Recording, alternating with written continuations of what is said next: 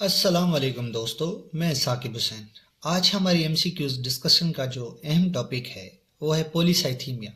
ये adult health nursing और medical surgical nursing के चैप्टर हेमेटोलॉजिकल डिसऑर्डर्स का टॉपिक है। तो आए अपने एमसीक्यूज डिस्कस करते हैं। Question number 85, what is the primary characteristic of polycythaemia? A, decreased RBC production. B, increased RBC production. C, increased platelet production. D, decreased WBC count. इसका जो सही आंसर है वो है option B, increased RBC production. Explanation क्या है? Polycythemia is characterized by increased production of RBCs leading to an elevated RBC count in blood. Question number 86. In which population is polycythemia most frequently observed? A, young women. B, middle-aged men, especially Jewish. C, children. D, elderly women.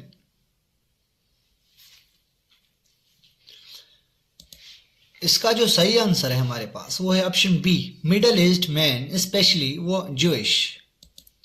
Explanation क्या है? Polycythemia is most commonly seen in middle aged man, particularly those of Jewish descent. Question number 87. What is the potential consequence of increased production of red blood cells in polycythemia? A, decreased blood viscosity. B, increased blood viscosity. C, decreased oxygen delivery. D, increased platelet aggregation. इसका जो सही answer है वो है option B, increased blood viscosity. Explanation क्या है? The increasing number of RBCs leads to thicker, more viscous blood, which can increase the risk of blood clots and other complications. Question number 88. Which of the following can be complication of polycythemia due to increased blood viscosity? A, hypertension. B, stroke. C, DVT. D, all of the above.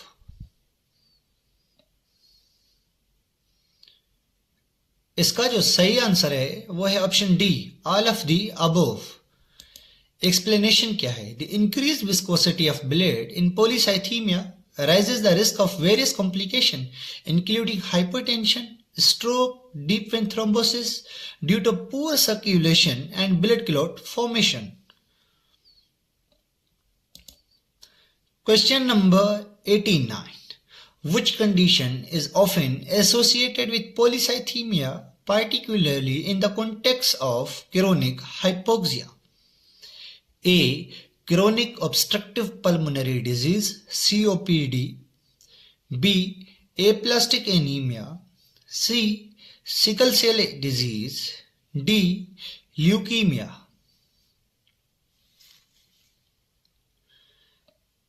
इसका जो सही answer है वो है option A, chronic obstructive pulmonary disease COPD.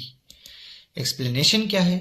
Chronic hypoxia, such as that seen in COPD, can stimulate the production of erythropoietin, which in turn increases RBC production, potentially leading to polycythemia. Polycythaemia के MCQs जो important थे हमारे पास वो यहाँ तक खत्म होते हैं। इसकी अगली वीडियो में हम सिकल सेल एनीमिया के जितने भी अहम MCQs हैं नर्सिंग केयर और थ्योरेटिकल हवाले से वो इंशाल्लाह अगली वीडियो में डिस्कस करेंगे। तब तक के लिए अल्लाह हाफ़िज़।